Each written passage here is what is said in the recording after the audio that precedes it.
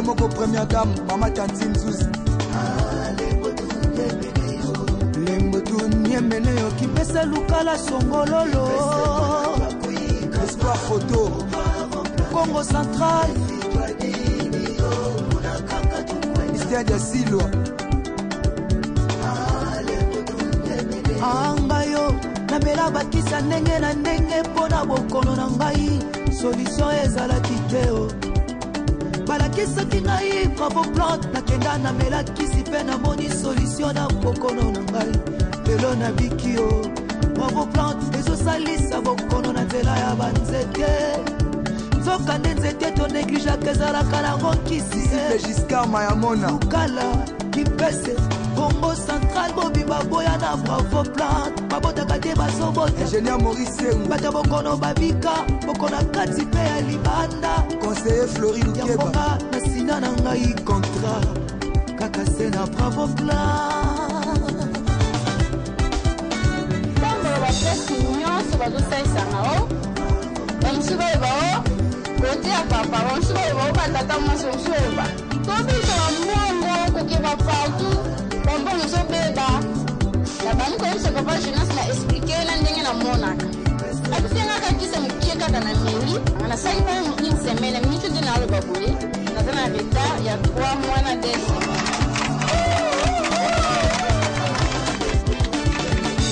voilà siko tozobengisa ye moko kolo masolo le naturopathe Dr Jonas Tsumbu mwana Congo aya kotangela biso bakombo ya bakisi oyo toza nango na kati ya centre bravo plante tosaleli J bio bon te kitala itikena pomade kindangolo poudre tiwa meno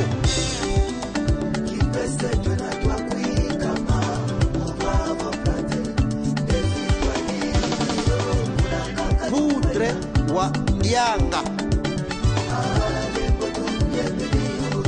toza na huile sukula J kamanso poudre tanini pomade fetila poudre tsumbumisine c'est-à-dire tsumbumisine médecine centre bravo plante ezali ndako oyo ezali koincarne médecine traditionnelle scientifique ko tsumbumisine vanade tsumbu bazabilila gradi tsumbu bavukila egénie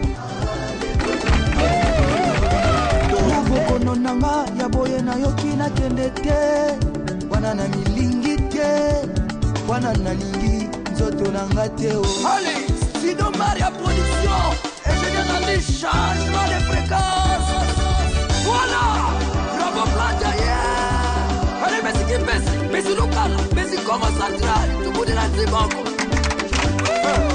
na bokono nangai nakobina kati ya kizimoteli ya kezwa na bokono nanga baninga nakobina kati ya kipesi nazoluka wapi nakozwila solution nazoluka wapi nakozwila solution bravo plante pemi na ye to ndenge nini faute de temps bamakambo ezebele barecherche ezocontinue neti lelo tozalaki tu wapi tragédie na pakwa mosika merci beaucoup batata maman je crois tokosolola susu makambo minene su na pokwa lelo soki bokosepela na baimage oyo bazokosala biso tokopa na bino eza lisungi dele kamera ya ndeko na biso tragédie bazabidi mpe réalisation na régie finale ezali ya ndeko na biso mitera champagne je crois toza vraiment kitoko makambo eza bien très bien bozoko sepela eza vraiment bien donc je crois bomi tungisa na bino te to solola mwa mokie na eloko tolobaka yango na mbangu mais to solola yango lelo vraiment na profondeur po bocomprendre gravité ya makambo mpe boyeba deja makambo ndenge ezokendele mais boyebi ka règle déjà ndenge ekendelaka tozala na contrat ngai na bino j'ai voulu interdit mais pendant l'émission po tokola makambo eza ebele tokosolola na pokwa lelo je crois que ezala mwa pasi ya baapele mingi mais mingi na kopréféré baquestion na bino ezala na bamessage eza église teke so nalobi kama mna koloba nyonso awa amen amen amen yake libundu ve yake émission yake analyse banini tout ça zateke na lobika amen amen. OK donc tokela bino ndenge wana na lobila nga déjà ba jevuli na boyiti hein 771 na boyi ba jevuli boyi hein wale uyeko zo susu 637 uyeko zo susu 963 na boyi na ba jevuli. OK c'est bon. Je crois que sur la kanga bino les infections urinaires sur la on a mbangu kasi lelo to sur yango na tête reposée pe na ba explication en profondeur na ba image 290 pe na moni c'est bien vanda ola na les autres la na nous 290 c'est bon toujours za 3 chiffres suka je crois mitera soza bien ola ksabango d'abord makambango toujours keneka na 1 wana ndeka to sur la ngana yo wana. Donc les infections urinaires auto lobelaka likolo lelo to lobango na profondeur avec détail. Yonde ozo tungisa na infection urinaire to yonde ko linyo kibisa infection urinaire yonde ko ozo ka passe une infection urinaire vanda oyo kana yo makambo ndenge makambo ko kindele lelo po oyeba passe na yo ebanda wapi ikosuka wapi pe okosala ni. Infection urinaire ezali ba infection o ezoko toucher système urinaire nyonso. Mitera to kenzela moko tenga nayo. Nena okendeke bongo ja tozaka na 1 wana ti toki. Kasi à part ko toucher système urinaire nyonso, iko toucher rein, iko toucher vessie, pe iko toucher uréter. Iko kila ko toucher urètre. Donc wana bozomona wana mitera ko tika ngo ndenge na batala ngo bien eza maladie zo ko toucher système urinaire donc na biso tika boujaka nango ba mouvement nyonso wana mais yango katozana nango e ko toucher rein e ko toucher singa wana bozomona wana uréter pe ko toucher vessie pe ko toucher urètre donc ba singa nyonso zo tala makambo ko suba ba infection bozomona yango wana infection e ko toucher ba partie wana lelo bato ke d'une manière pédagogique pour comprendre la gravité de l'infection urinaire au besoin de la légèreté. Voilà. Donc l'infection urinaire est allée à l'eau. Rien besoin de l'eau. Les organes ont assuré peut aller filtrer makila. C'est-à-dire rien besoin de rien likolo wana bangu bami bale waza likolo. Oh yo téléviseur Mitterrand. OK, téléviseur Mitterrand. OK, les deux bouts na besoin de rien yango wana. Mais musala nango c'est un autre mutu yako sécuriser pe ko filtrer makila, c'est-à-dire makila ere ko leka kati na yeye akolongola ba déchets nyonso eza na makila akitisa wana basingami bale wana bozomona ekiti na vessie wana subi yango tolobi pe uréter ezali basinga wana bozomona mi bale wana les deux singa wana rein gauche rein droite singa wana yeti na vessie ye wana nde singa wana pe ezwamaka pe ba infection urinaire.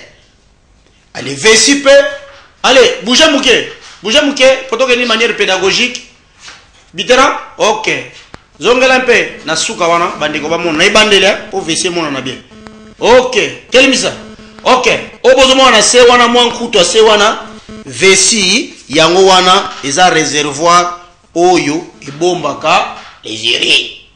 Parce que le système en nyonso wana tio kitina ba se wana pour les raisons de sécurité prostate ou kitina peni tout makamutu wango yango wana ba ben système urinaire ko bizwa ba problème d'infection urinaire et touchaka ba partie wana toujours que kitoko mitera tika defila kanango kitoko makasi bandeko to kene penado de manière pédagogique pour boya koyeba pasi na biso eza ndenge nini makambo ba infection pe eza lolenge nini pour être monazo mona net ba infection urinaire tozo banga te tozo tenir compte ya danger ba infection urinaire te tikana tangi sabino ngonde tina classe penza donc to ye ko lango pena ndeti na chiki ya ye to skela bino ndenge wa ba problématique ya ba infection urinaire ba problème to ba makambo o eza lié autour de l'infection urinaire. Infection urinaire ekobetaka mingi bana basi infection urinaire eza te ke salema mpona bana basi mais réaction nango ekosalemaka na rapidité nyonso na bana basi ke bana mibali. Mpona nini bana basi? C'est parce que disposition onzamba basalela bino bana basi eza un peu compliqué. C'est-à-dire système urinaire na bino eza à côté ya anis. Or na science balobi la anis eza pe source to bisika oyo reposaka ba infection urinaire. Donc disposition wana yango tia bino na danger mingi, yango ba infection pa na bino eza fréquent par rapport à bana mibali. Bana basi pe eko réagir na rapidité nyonso par rapport à biso bana mibali. Voilà un peu moi eloko wana. Mais problématique mususu pe lisusu ezali ba rapport sexuel non protégé. Eza pe parmi ba facteurs ezali ko favoriser ba infection urinaire. Je crois Mitterrand okoki pe kombozo ngisangai ozo salango na ne mo tiko tak papa ozo ngisika papa ozo ngisika tokende bongo. Problématique pe mususu lisusu oyo eza ba infection urinaire yeko mo na pe auto lo ba mingi option pe ba installation hygiénique format pe ba installation hygiénique toza nango na Congo to na Afrique tozana to développer système hygiénique na bisote nengi to nazo mona ba point mususu place moko ya honneur rond point place bina ki keko ya honneur ezali me muto ka subini wona asubino yo wana fu comprendre que batu mwinu nanu ba comprendre ko gérer makambo ya ba makambo wana ndi ko sumani na balabala yango ne ba benga ba makak neti batu bazanga tina usubani na balabala ko subani pe na place moko ya public boye usubine ne mo bana mbo so ba conseil hygiénique pe et ça poser ba problème pour na makambo ya infection urinaire. Voilà un peu moi quelques ba problématique o to ko pesa bino. Mais problématique musu pe to ko ba bino chez bana mibali permettez les infections urinaires yango eza source numéro 1 pour na enflammer prostate. C'est-à-dire na lobi ke pa na basi ejizaka na rapidité nyonso c'est bien mais pas bana mibali pe il y a un problème permanent qui vous attend qu'on appelle prostatite. Donc voilà un peu la problématique oyo makamunenge il faut ekenene. Problématique mususu pe batata ba maman infection urinaire na un diabétique. Na un diabétique aza na problème sérieux yakoboma ba infection urinaire. Donc ba infection urinaire n'est pas un diabétique, eza tetu mingi. Eza na chance mingi te ya kokufa to même ya rendre yango silence. À part pe un diabétique, eza pe na un paralysé. Yepe aza na problème, ba infection urinaire, eza na difficulté ya kokufa. Même si on rendre ça au courant on a silence, ils ont pas ce cas. Ya omona bande ko baza na diabète, baza na infection permanente. Ya omona mutaza na diabète, masube zo compliqué ye, à des fois prostate landeleka wana, à des fois bani ko soa mankia. Donc il y a beaucoup de choses autour de ça. Ya omoni pe ma diabète, on doit tele melango fu bato baza la prudent pour diabète, on maladie gravité oyo mutu. Akobilu kelane yango moko, ye moko aminukene malade. Possibilité ya ko kimango eza nango mais faute d'information, besoin de malade binomoko. Donc voilà un peu quelques problématiques oyo trouvé ko pesa bino par rapport ya ba makampe ya infection urinaire. Donc il y a un paralysé, un diabétique, a une problématique d'infection soit et la difficulté à rendre yango silence ou ya koboma yango. Problématique mususu pe lisusu ezali komela kabakisi. Bon, je ne sais pas si jusqu'aujourd'hui bah, produits fabriqués à base de cortisone, les en nous présents parce qu'on a interdit ça. Si bah, produits fabriqués à base de cortisone, fallait pas aimer la malicieuse pour. Et comme on a une infection, des antibiotiques. Mais il y a un golové. C'est la science qui le dit. Et puis, commission des Nations Unies, les médicaments, si a déclassé yango depuis 2007, je ne sais pas, dans le marché africain, il y a État africain. Est-ce que y a instruction OMS? On ne sait pas. Mais on a interdit ça. J'ai tout un rapport, il y a OMS qui a interdit. Mais on ne sait pas. Vous avez un peu de difficulté à l'application. Donc les produits fabriqués à base de cortisone peut et bon on a infection télécontacts et on rendre sous résistant. C'est bon. Je crois là aussi il y a une problématique.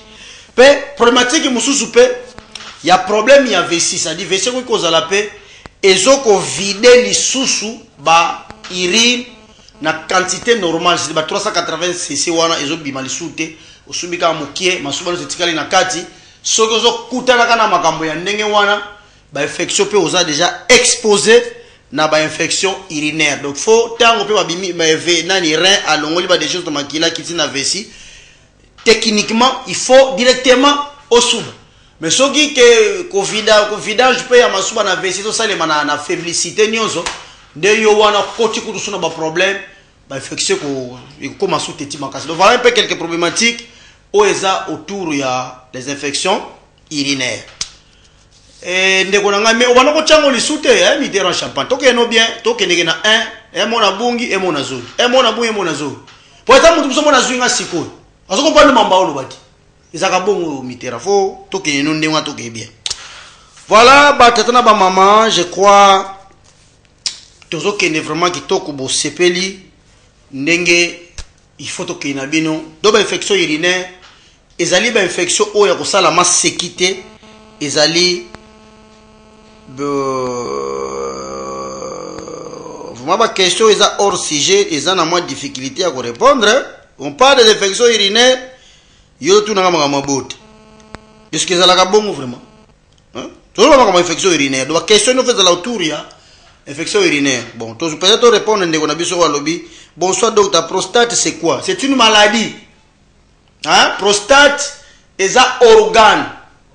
Mais tu comment benga yango pe que soy ko malade azobela ka prostate tondimika bongo po toujours le bango na langue vulgairement mais maladie nango vraiment prostatite ou bien l'adénome de prostate ou bien cancer de prostate.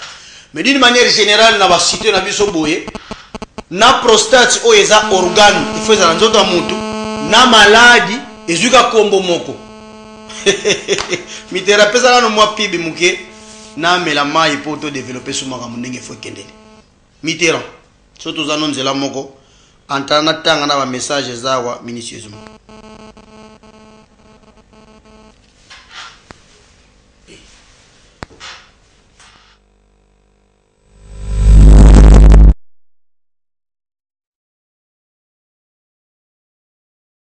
Centre Bravo Plante, médecine traditionnelle scientifique Congo. Nzambe ayoki losambo ya bana boma atindeli biso le naturopathe Dr Jonathan Chumbu na centre tradit scientifique Bravo Plante kuna lobiko na biso na plante traditionnelle bien dosé, bien traité, bien protégé. Neti kaka mundele okozwa mbala moko lobiku na bakisi oyo kama songo ezo traité hémorroïde, infection na nzela masuba, estomac na douleur musculaire. Pomade vedila ezo salisa malade ya po mpese kwakara tope makwanza filaire huile sukula ezo traité sinisi poudre chukumicine ezo salisa éjaculation précoce kozanga appétit hémorroïde ayaya Tikitala ezo prévenir tension, douleur articulaire, penaba, glycémie. Pomade kindangolo ezo salisa, gastrite, estomac. Biocongo ezo traité, diarrhée, gastro-intestinale, douleur musculaire. Bioconda ezo salisa, asthme, angine, douleur, rhumatisme, infection respiratoire. Poudre tiwamenu, ezo salisa, carie dentaire. Hey, mwana mama, eloko nini ezo tungisa yo? Stérilité, kozanga. Yaka, prostate, atteint ezana son. Yaka, infection urinaire. Sinisi, rhumatisme, yaka, na lumbangu, na misela bena wenjangenge, na avenue Bandalungwa, tope, pinga na 089 53 72 549 na centre tradi scientifique Bravo Plante le naturopathe Dr Jonas Tumbu lobiko mbala moko. Ah, merci. Nzoto nanga ezongi ndenge zalaka na kala. Ah, merci. Facebook Dr Jonas.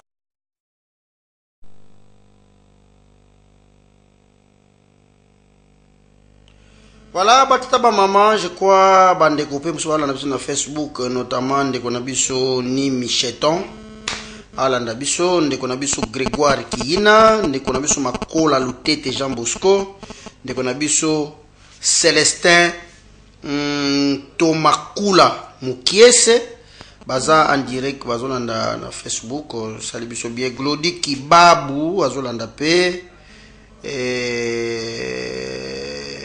Sacré Lemvo Maeko Azolanda P, pas sur Facebook, et ça c'est bon. Je crois encore Gérine Toula sur Facebook, pas Azolanda. Donc, on découpe au Balingo comme on a Facebook, comme on a yo. Les naturopathes, Dr Jonas Nsou, Dr Jonas Nsumbu, na Facebook, Tokotang. Donc, comme il y a un numéro, wana, Tokotang. Donc, les deux, wana, Tokotanga. Ba message bato mingi baza bazotanga na moni pe Fabrice Kimbangi Miché Mungaba azo kolanda biso sur Facebook que il y en a beaucoup, hein, il y a beaucoup qui nous suivent sur Facebook, c'est bon, je crois toujours que déjà bien, très bien, très bien. Oh là là, les jeux volis community docteur Nini Provocaka Secret. OK, c'est toute une émission qu'on va faire par rapport à ce qui tout qui indique qu'ambala moko na makambo infection poser nga makambo susute ou ambrouiller situation. Bonjour docteur na lobi boy nazala kana problème il y a infection magas, est-ce que je peux faire comment? OK, bon, tu restes là-bas, on va vous donner les informations, qu'est-ce que vous allez faire, mais il faut écrire les noms, non? Bonsoir docteur. Et nzoka zala ka bongo zomzana diabète yango koko na biso souffrir. Oh, c'est bon, ozokamwa bozo komeli ngai. Ah, bon, de toutes les façons, on comprend. Hein? Salut au Marocain, moi, ils ont la bongo. C'est bon. Mais au Tchèque Kombote, bonsoir docteur, j'ai vu 565 à partir de Sekambote. Vous avez la Kouraguna? C'est bon. Bonsoir docteur, que Dieu vous bénisse, je suis ferme. Fermé de ferme. Niniwana Mitera, ferme. C'est quoi? Les quartier. Je suis ferme.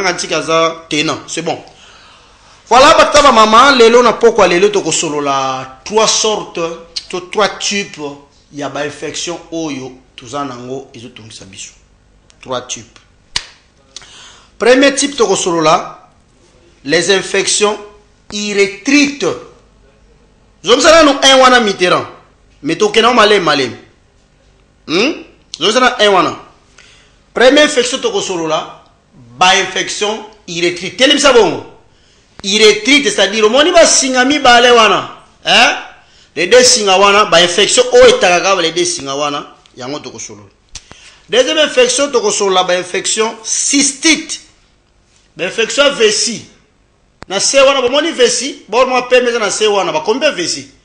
Ba infection, o ezwaka bor wana, vessie wana, yango toko solo. Et troisième infection, toko solo la, infection pylonéphrite. Et ça, infection, oyo, et agarre. Donc, c'est-à-dire, il y a trois sortes d'infections. Infection, il y a vessie, infection, il y a singawana, il y a PMMI balé, na infection, il y a rein. Il y a un autre chose. Les trois infections, on a, pour la lobby, infection urinaire, et agarre, et irritaire, et vessie, et ainsi de suite. Ce qu'on appelle ça détail, il y a infection par infection, pour yo yeba, infection de Tungisayo, et ça, infection nini. Et ça localisé dans la partie nini. Partie nini, oh, ils ont souffrir dans l'infection. Toi, les Européens, d'une manière pédagogique. C'est bon. Donc, soit, première infection urinaire, ou abengi irrétrite. C'est-à-dire, oh, ils ont une infection, oh, ils ont attaqué kaka, singawana, oh, ils ont masuba. Oh, infection, oh, ils ont c'est déjà nabiso bana mibali nabiso bana basi tout ça ils sont fréquents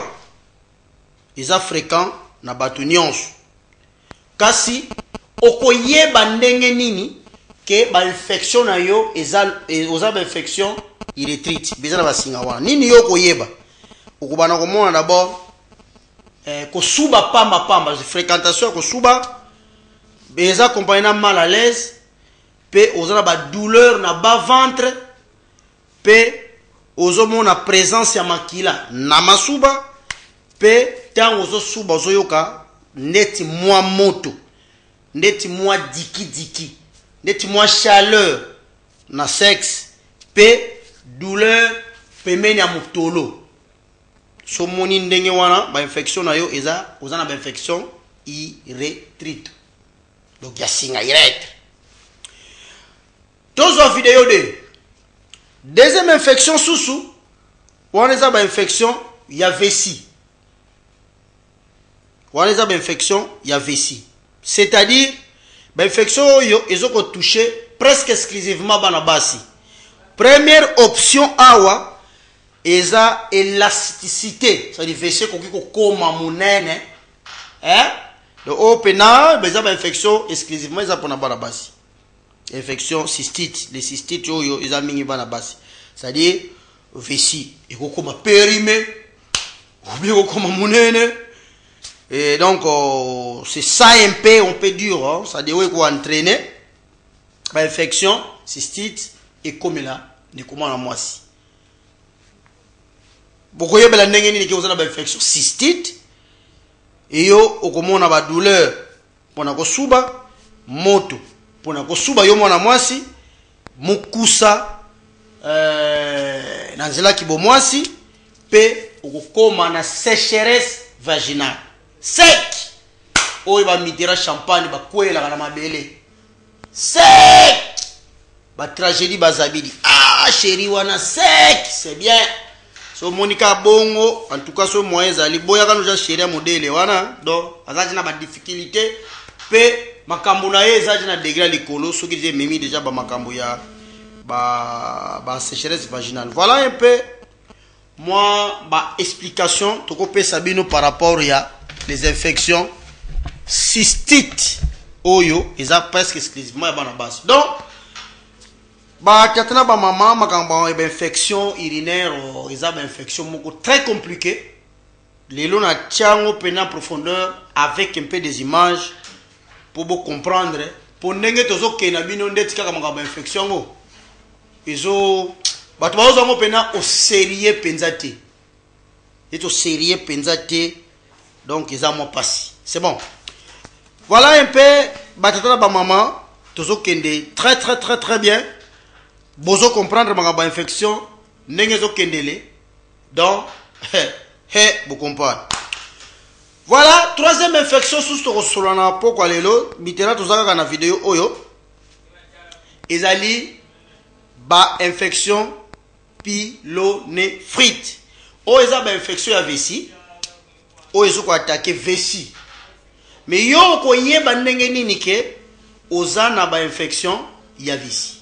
C'est-à-dire okomona ba fièvre à répétition, yo mukolome ba fièvre ke batali malaria pas moyen kaka. Ba bana batu babundi na malaria mais ba fièvre zo continuer.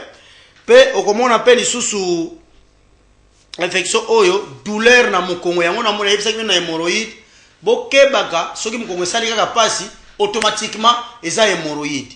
Même ba infection pe soki eza niveau vessie na niveau ya rein et ko memela yo pe mukongo pasi. Yozo comme mukongo pasi, il faut yebaka makambo. Sinon ko sili sakabakisa ba hémorroïde bana ko bonga te. Ya omoni bala musu mutaye et pas docteur Nsumbo non na lingi nazolo wa kisa hémorroïde. Nini zo ka mukongo pasi. A des fois na proposer est-ce que tu crois ko tala nanu te? Ate ngana zaka hémorroïde asomba kasoke. Parce que ba infection mususu, ba infection de tiarembo eko sala mukongo pasi. Voilà faut bo retenir yango. A dehors ya mukongo pasi infection ya pylonéphrite oyo eko memela yo lisusu ba lactose osubi de timo spermatozoïde na suka ainsi de suite.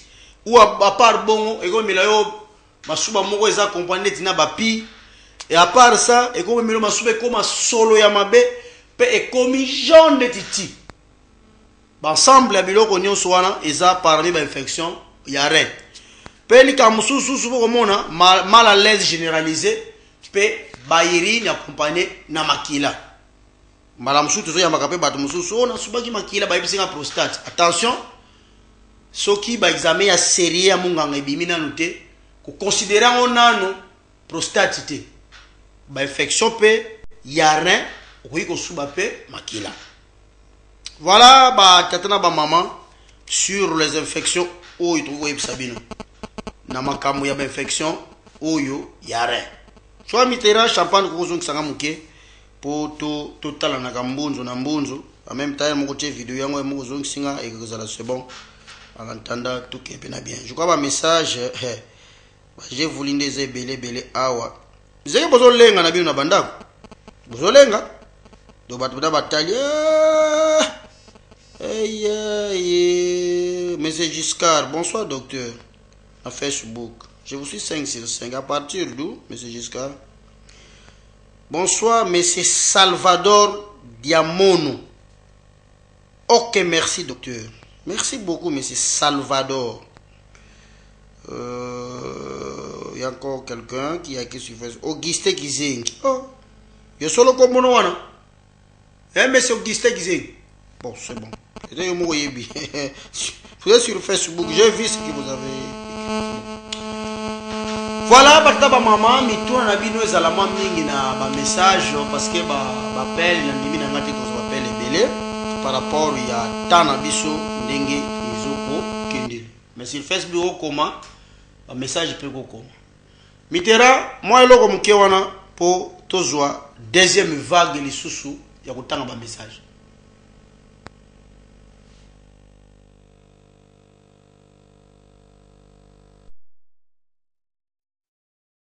Centre médecine traditionnelle scientifique Congo. Le naturopathe Dr Jonas Tsumbu Mwana Maboko zobeta mabiso déjà mayele malé pour opesa ba honneur parti de soins ba honneur et qui musika. Maintenant la ligne na confirmation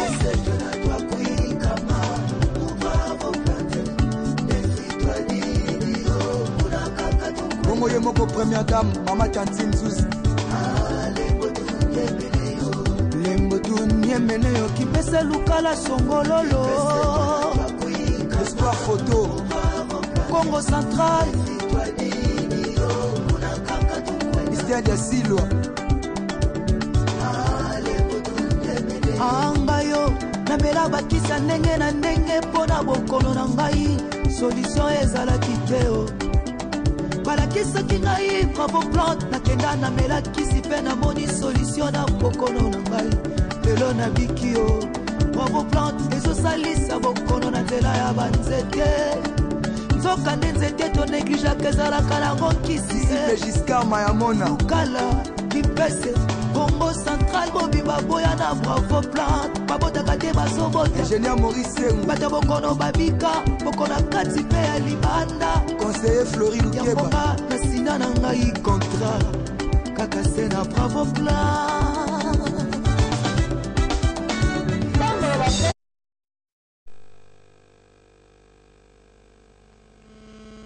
Ok, batata ba maman. Avec ça, j'ai mis si gezawa. Tokina bino bien bon. Ok. Maintenant, batunyon so batuni sur les traitements. Tobana na kimundeli.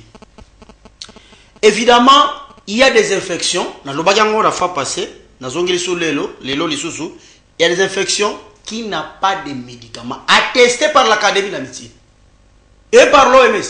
Somoni OMS a la campagne de sensibiliser sur les IST, sur les infections seulement transmissibles. Pour ayebi qu'il y a des infections pas de médicaments. On ne peut pas avoir la honte de dire ça. Sinon, si on a sonné au Lobagango, bah jeune fille, on a bien noté, on a melanga ba moxie, mais il y a des infections qui n'ont pas de médicaments. Yeba yangona mutuna yo, ndengo ozana mitera, ozana tragédie, ozana blaise poba, ozana dopemba, c'est bien. Ozana ba problème, ozana ba infection, oyo ozana kisite.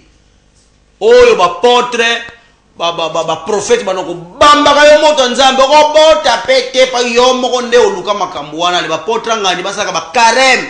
Ba chaîne de prière pour yo muto bebisa makambo nyonso copier na yo. Évidemment, il y a des infections qui n'ont pas de médicaments, c'est bien. Kasi, likambo faut boyeba. Soki, ba moni ba infection à l'hôpital. Et que le médecin a commis ba kisi. Mais là, yango ndenge médecin a sengilio. Parce qu'il a la maîtrise. Il y a des degrés d'infection en angoua. Oh, par exemple, docteur Ngoma a commis l'io. Tu prends, bon, bah comment on a eu bagate, pam. Yo meli 2, 3, 4 capsules, vous me n'ango passe les restes au bois. Or, docteur Ngoma, avant à comment bon médecine et lobby, avant un médecin prescrit médicament, il doit avoir l'examen. Maintenant, il y a un examen monique et un degré d'infection où il faut autant de comprimés. Yo meli 3, 4 bois qui nous ont. Nengo sali bongo, au rendre l'infection têtue. Si de rendre l'infection résistant. C'est-à-dire, premier Nicambouana, ils appellent facteur où ils ont eu une infection têtue. Parce que, tellement de infection dans médicamenté, c'est que ceux qui vont commis médicament, ils vont rendre un silence, ils sont obligés à tous. Non-respect aussi, il y a prise de médicaments, ils ont parmi facteurs qui ont eu une infection têtue.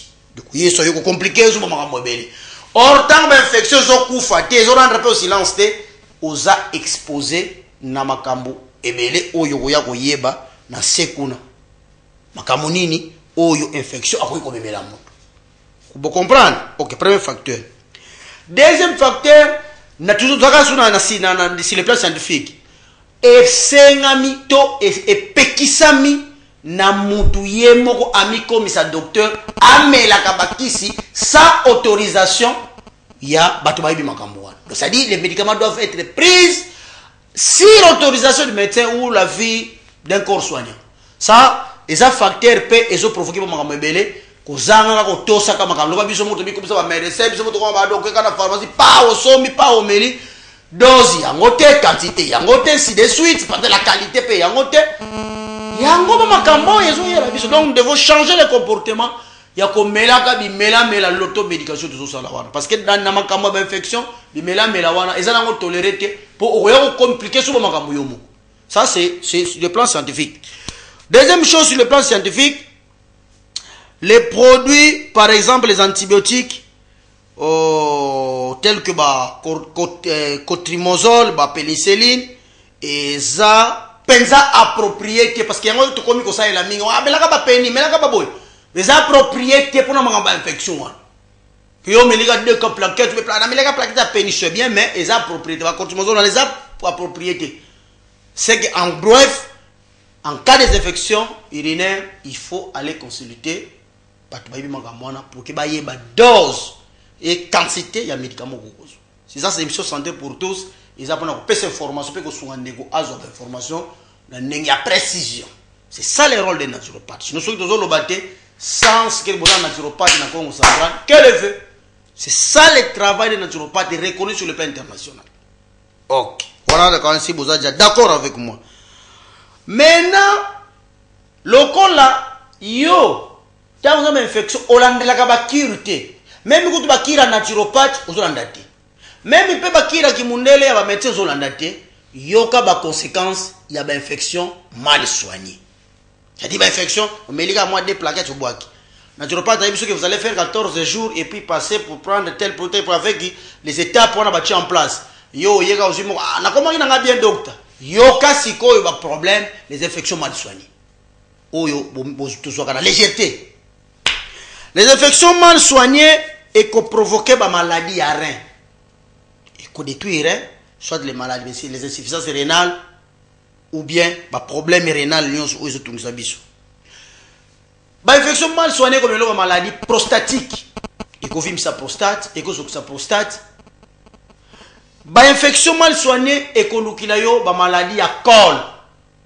Des mamans, des maladies liées dans le système mignon, c'est-à-dire l'utérus, les ovaires, la trompe, ainsi de suite, les systèmes génitaux, et qu'il y a des problèmes sur les infections mal soignées.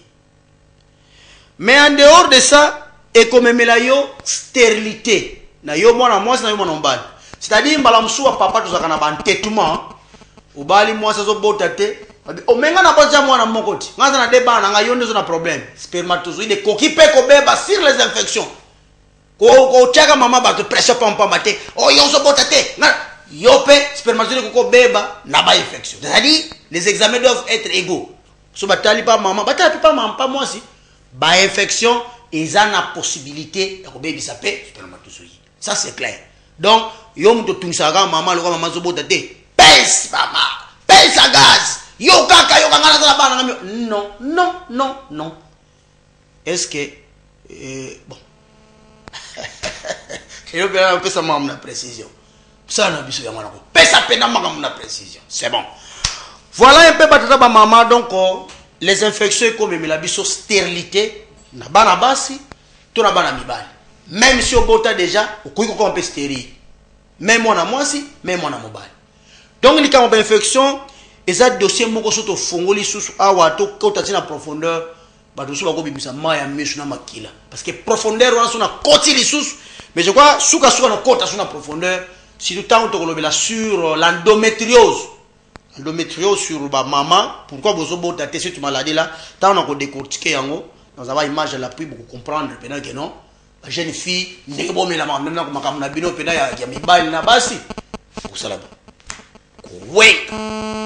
beaucoup wenga si nous génération bana nonande matani koloti ba 2000 aboy en tout cas beaucoup souffrir voilà yeb sabino beaucoup wenga na degra makasi parce que makamuna bino isa meya ba parents ba lemina bango pesa bino conseil to tini bino na ba église ba lemina bango lisu vous na bino te vous yokate vous faites semblant amen amen mais derrière ça vous faites autre chose. C'est bon. Voilà, patata maman, ba problématique sur les infections mal soignées ou to makama ou infection comme la biso. Yango wana to wuti ko pesa bino, je crois bo comprendre makamnezo kendele. Mais tozongu sur le plan naturel parce que c'est ici où biso to zalaka un peu moins cadré. Mais avant to kende sur le plan naturel, n'appelle ça bino conseil. N'appelle ça bino conseil général. Maintenant, bozo yokanga pena komi yango. Mitterrand pesa vidéo 4. Nazoloba kanga kabi makambo lingo mona TV. Soko za na biki pe copier rapidement parce que to tikali tamola ite. Conseil ya liboso boko zala nango vidéo 4 hein. Ezali ko éviter ba aliment oyo ekoki ko aggraver situation, c'est-à-dire par exemple ba alcool, ba diamba, ba tabac, ba thé à chocolat, ba biloko wana biloko gazeuse ensemble biloko wana nyonso ekoki ko aggraver organisme ko bebisa organisme eza interdit na mutu asalela yango diamba, tabac, les mama sanga gazeuse biloko cycle chimie biloko mungu chimie izali pe mabe makasi kami bale soke toilette il faut penza ko soigner système nyonso propre surtout tout le monde moi si vraiment il faut propriété za la makasi na ba système nyonso génie na bijoto yeba ki rapport sexuel les apona ba marié bon ensemble ngani makamukele soki au sali rapport sexuel na pe yoka umikomisi marié na makasi na pe yo soki ndenge nini oza obligé okende ko suba rapidement pour évacuer les bactéries. Conseil mususu pe botiaka ba parfum na ba biloko nyonso oyo irritatif, c'est-à-dire ba mafuta nsunga ba parfum bo pakolaka na ba système génétique te ezala mona mwasi ezala mona mobali pona komi komona bino bozoko exagérer pour pomper ba parfum makasi au pomper tina ba kuisi tout ça. Pourquoi ozoko sa makambo lelenge wana ba parfum wana eza strictement interdit que c'est bon yo mutu ozoko wenga sikoyo ba pona ba mono sera bien sera propre ya bien ozo pomper ba parfum ba parti o ba pompaka te etali yo wana eza mabe. Conseil mususu pe lisusu boko tikala nango yo mwana mwasi yo mwana mobali kolalaka na sous-vêtement ya mai te makambo ezaka mingi misu na bamboka akebilanga asokoli alatika sous-vêtement ya mai bongo akene bilanga eza mabe toujours faut dans la sous-vêtement ya ekauka oyo faut ezana nzoto na yo pe ya coton ya nylon te pe ya coton ana souligner pe ya coton ça dit ba maillot de bain ba sous-vêtement ba culotte ainsi de suite ba essuie tout ça il faut ka ezala o faut ezana nzoto no faut ezala kaka ekauka pe ya coton. Voilà quelques concepts qu'on peut sabino pe lika mususu pe mbala mususu il faut éviter les rapports sexuels non protégés ce que vous assure na mutu wana. C'est bon? C'est bon. D'une manière générale. Vidéo 5 qui Mitterrand champagne pour tozoa ba prévention naturelle. La prévention naturelle esengami mutu azala na ba probiotique ebele na nzoto na ye. C'est-à-dire ba zinc, ba cuivre, ba vitamine E, ba phosphore, ba magnésium, ba calcium. Il faut ezala vraiment quantité important na nzoto. Biloko ngo yango nazo chawana oyo senga mafale ko salela ba mbika za malenge, ba goyavier, biloko ebele ba kupidi, biloko ebele ba manga oyo senga maki mutu il faut à utiliser pour constituer ba probiotique. Probiotique eza ba antibiotique naturel. Ba fruit bozomona te biloko nyonso wana même si nazo lobate me bozomona yango. Nyonso wana bozomona wana ba céleri, ba bulukutu, ba ngwentani, tout ça, ba nkutakani na tiango nyonso wana bozomona eza ba antibiotique naturel to ba probiotique naturel. Nous avons les antibiotiques chimiques, autres mais na bakisi, mais na banzete ekobimisa ba probiotique. Je crois vraiment les choses en profondeur.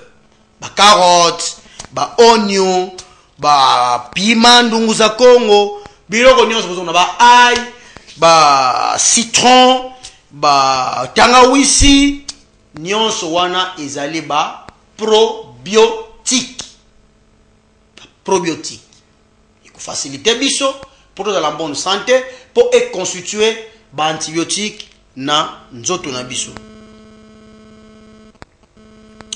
Oh docteur, on doit faire quoi pour se protéger? Je crois j'ai déjà répondu, mais tu n'as pas écrit les noms mon frère. Il faut écrire les noms pour qu'on aille vraiment bien, hein? C'est ça la télé. Hein? Ok, il n'y a pas de problème. Salut docteur, on vous examine. Docteur, on vous mais on vous fouille parfois. Vous les traduisez pratiques parce que vos examens chers. Oh, ce sont chers, les examens sont chers. Mais écoutez, si c'est l'examen des traduits pratiques sont chers, maintenant à l'hôpital, qu'est-ce qu'il faut dire? Bonsoir docteur, c'est Sarah depuis la Ressable 5 sur 5, merci. Merci ce qui sert, ce qui frère Nangaï Sarah. C'est bon, sœur Nangaï Sarah. Bonsoir docteur Ngai, Age Gloire Diangi Tukulu. J'aime votre émission aujourd'hui. Aujourd'hui, je suis en séjour ici à Boma. Ah, Age Gloire Diangi Tukulu, c'est bon. Ah, vous me suivez souvent, Gimpes, hein, avec les shows que j'ai fait sur Sarah TV. Hein. Bon, de toutes les façons. Moi, je suis naturopathe comme central, je suis international. Hein. Je peux être à Boma, je peux être partout où je veux. Donc, j'ai la garantie de l'autorité provinciale, des autorités du pays, l'autorité des Nations Unies. Donc, là où je veux, je peux partir, il n'y a pas de problème. Je suis déjà sécurisé. Bonsoir, les infections et des ranjagangape. Ngape, mastre, koma, kobimana, désordre, t'habites depuis Dumbo, t'habites. Comme on a un naturopathe, c'est une situation à gravité. Hein, c'est un t'habites à partir de Dumbi, c'est bon. Toujours son message. Bonsoir docteur, je vous suis 5 sur 5. Partie toujours de Dumbi, c'est maman Nkingu Tula. Vraiment à comprendre source et stérilité toujours beauté latine papa. Ça fait 14 ans de mariage, on comprend maintenant la source. Merci beaucoup maman Tula. C'est la pression que je vous ai donnée, hein, donc On n'a pas le temps de dire de n'importe quoi à la télé. Mbuta Obama. Mbuko diomgo mfutupele matondo kibeni malongi makose Mbuta Obama. Mais ça là est fort mpeto amona na yawe. Uiza ku cabinet ya mono ku ngenge, hein? Wa mona na yemono na mdanzole pe ya kumona mumeso, hein? C'est bon. OK. Bonsoir docteur, c'est monsieur Justin, je vous suis 5 sur 5. Ça fait 3 ans de mariage, jusque là il n'y a pas la production. Est-ce que ça peut être des infections? Bon, de toutes les façons, il faut toujours passer au cabinet pour vérifier si c'est ça ou pas ça. Merci beaucoup. Bonsoir docteur, je vous suis 5 sur 5. Au moment où je parle, je suis prostatique. Bon, hôpital le Tangina comme est-ce que je dois faire? Bon, de toutes les façons, tu suis d'abord les instructions du médecin. Qu'est-ce qu'il va vous dire? Et bon, après la conclusion du médecin, comme ça, on va faire ce qu'on va faire. Donc, pour le moment, on ne dit pas passer directement chez le naturopathe. Mais là où vous êtes, il faut toujours suivre les instructions du médecin. Bonsoir, docteur. J'ai un problème de typhoïde, nasala nini, ni bofar depuis Saïko. Et question comment la naturopathe, dans le centre Bravo Plante, traitement zakuna ya dans 6 heures du temps, typhoïde et sili. Voilà. Bonsoir docteur. Est-ce que okosala javel na mai eza mabe mon frère Georges tikabi mampampa maina yake ya imbi. Bonsoir docteur, dites-nous sur le rapport sexuel ou sur les voies orales. Ce n'est pas bon. Dieu est bon. Il a déjà pris des dispositions là où il faut faire des rapports sexuels. Pourquoi aller faire des rapports sexuels par voie orale? Est-ce qu'il y a des sens? C'est Josué depuis Saïko. On n'a pas bien écrit les conseils. Bon, de toutes les façons, n'a pas un message Mitterrand.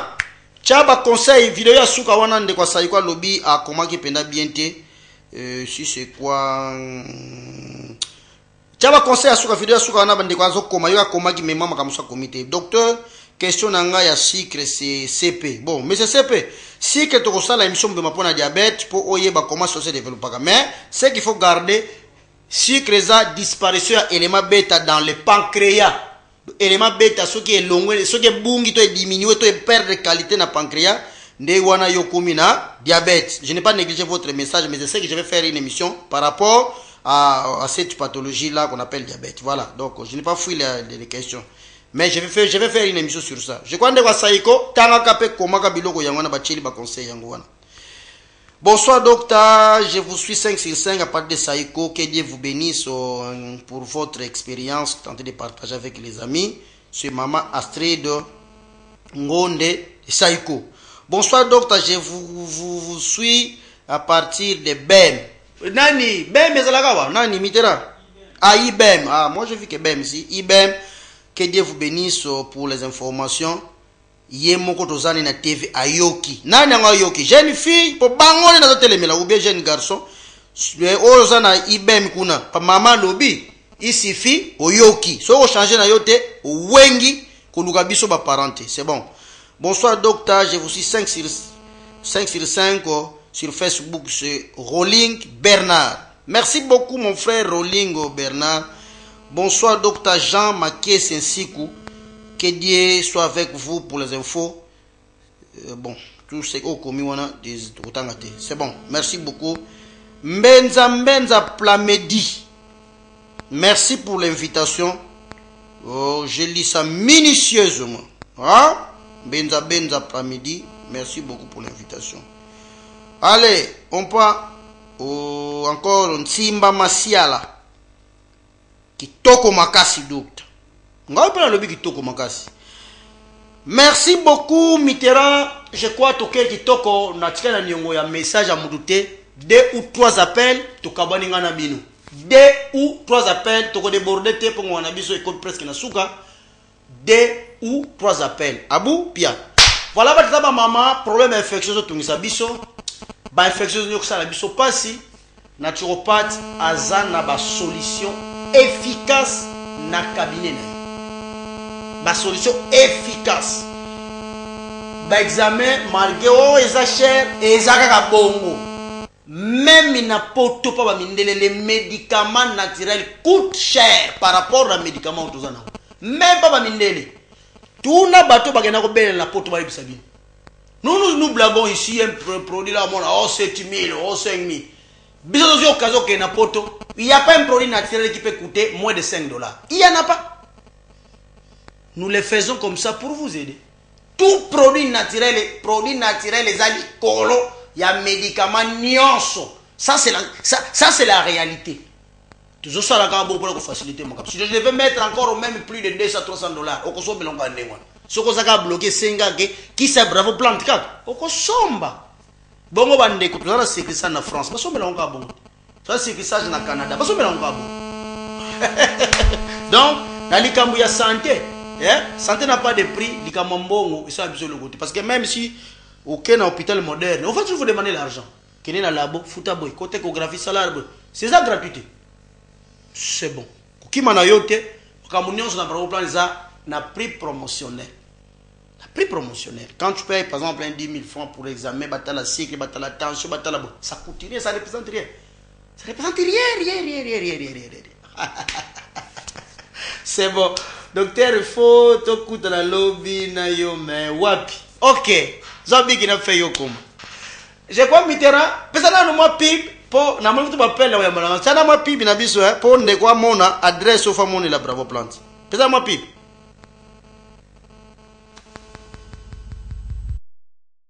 Centre Bravo Plante, médecine traditionnelle scientifique Congo. Nzambe ayoki losambo ya bana boma atindeli biso le naturopathe Dr Jonas Chumbu na centre tradit scientifique Bravo Plante kuna lobiko na biso na plante traditionnelle bien dosé, bien traité, bien protégé. Neti kaka mundele okozwa mbala moko lobiko na bakisi oyo kama songo ezo traité hémorroïde, infection na nzela masuba, estomac na douleur musculaire. Pomade vedila ezo salisa malade ya po mpese kwakara tope makwanza filaire huile sukula ezo traité sinusite poudre chukumicine ezo salisa éjaculation précoce kozanga appétit hémorroïde ayaya Tikitala ezo prévenir tension, douleur articulaire, penaba, glycémie.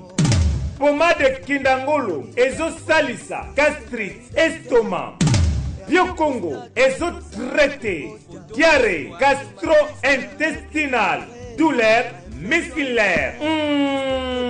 Bioconda ezo salisa, asthme, angine, douleur, rhumatisme, infection respiratoire. Poudre tiwamenu, ezo salisa, carie dentaire. Hey, mwana mama, eloko nini ezo tungisa yo. Stérilité, kozanga. Yaka, prostate, atteint ezana son. Yaka, infection urinaire. Sinusite, rhumatisme, yaka, na lombangu, na misela bena wenjangenge, na avenue Bandalungwa, tope, pinga na 089 53 72 549, na centre tradi scientifique Bravo Plante, le naturopathe Dr Jonas Chumbu, lobiko mbala moko. Ah, merci. Nzoto nanga ezongi ndenge zalaka na kala. Ah, merci. Facebook Dr Jonas Chumbu, le naturopathe. Service organisé, prévention naturelle des maladies, recherche des plantes médicinales, traitement à base des plantes des maladies internes et externes, Pédiatrie Congo.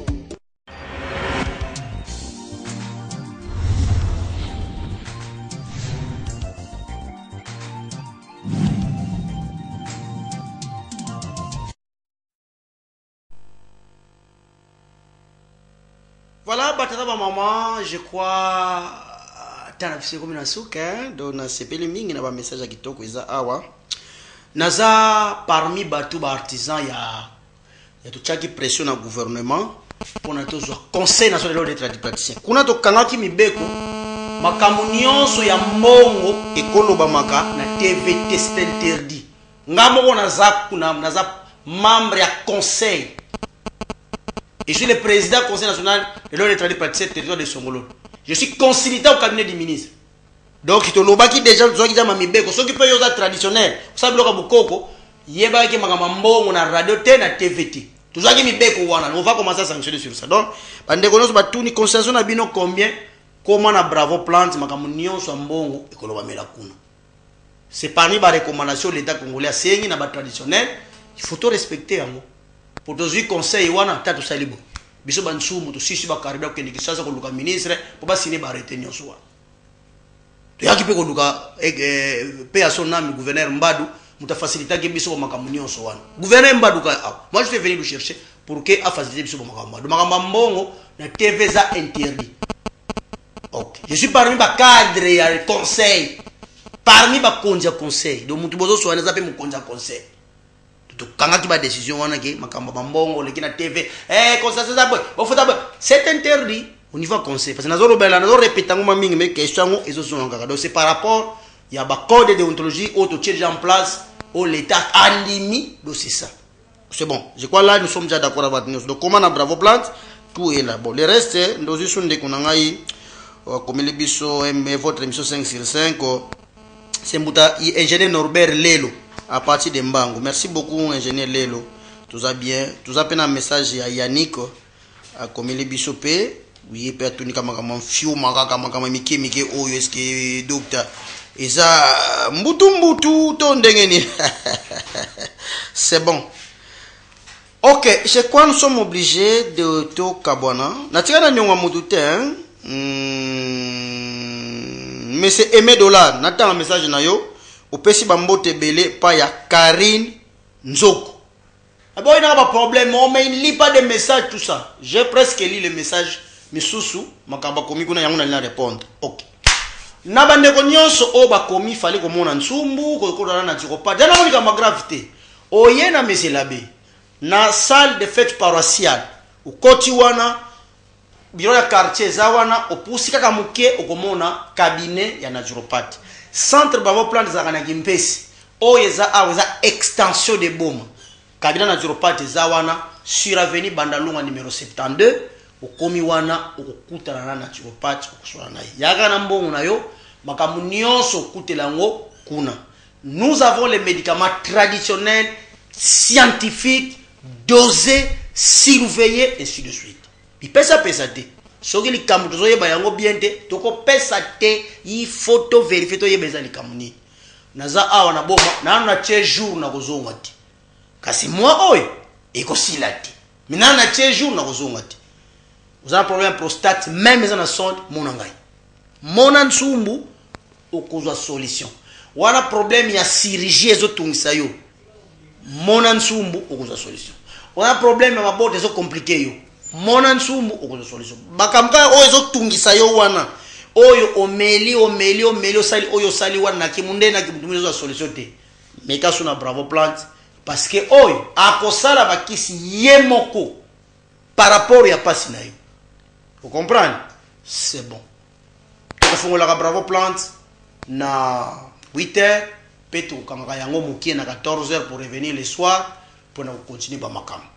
Bande ko nyonso bakomaki wana bamonaki koma makambo ezokotamba. Okoki na yo pe okoma na bravo plant pona ba conseil.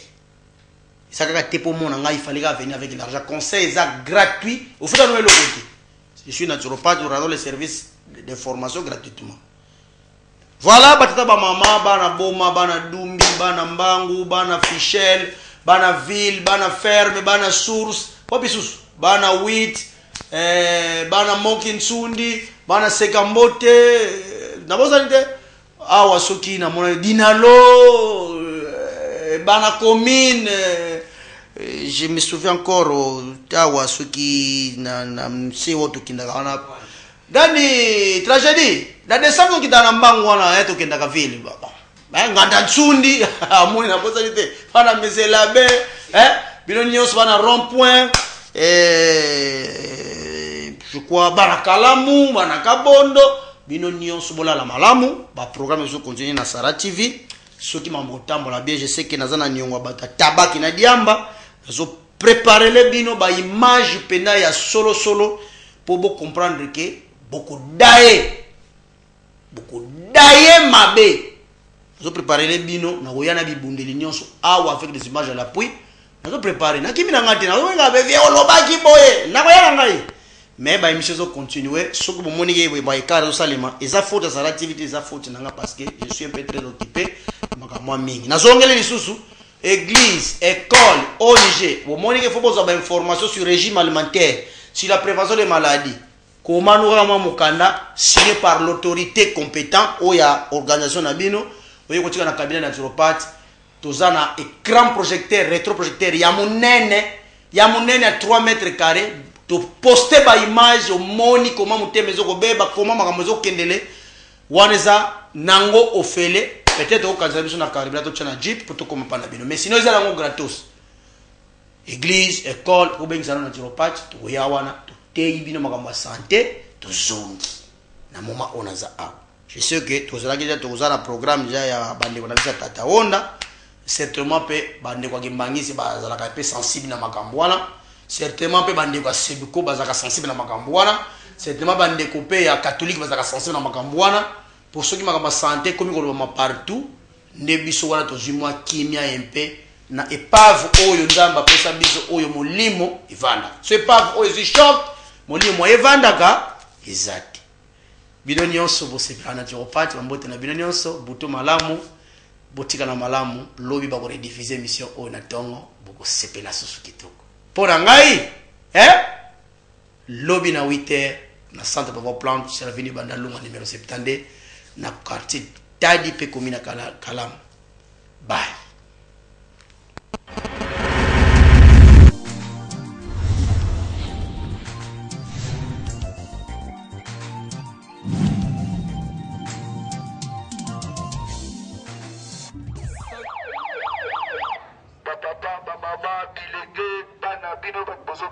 Centre médecine traditionnelle Bravo Plante avec ici bino bakbozana bokono bopanga te solution eye mosika te kama ya Bravo Plante.